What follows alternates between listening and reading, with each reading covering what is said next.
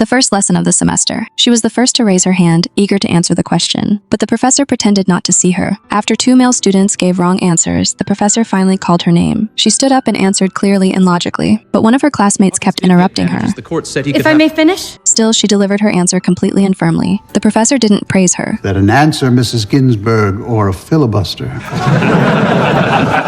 That young woman was Ruth Bader Ginsburg. At the time, she was one of only 9 women among more than 500 students at Harvard Law School. The dean told them, "Why, you're occupying a place at Harvard that could have gone to a man." My husband Marty is in the second-year class. I'm at Harvard to learn more about his work, so I can be a more patient and understanding wife.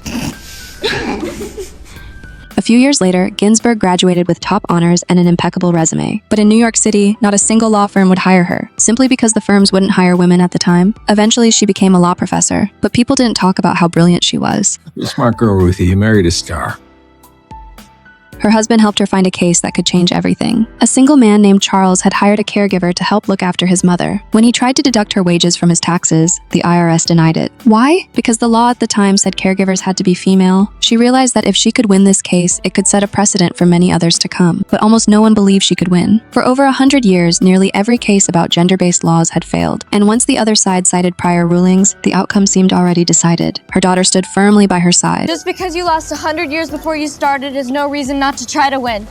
Jane, that was very wide. Just then, a man on the street whistled at them. She told her daughter to ignore it, but when she saw her daughter's angry, determined expression, she smiled. Yes, the times were changing. And because times were changing, those outdated laws and precedents no longer applied. What they needed was to build a new era of justice. Her opponent in court? That same dismissive dean from Harvard. They expected her to fail. The judges thought they were hearing a technical legal dispute, but what they got was a profound argument about equality and the future.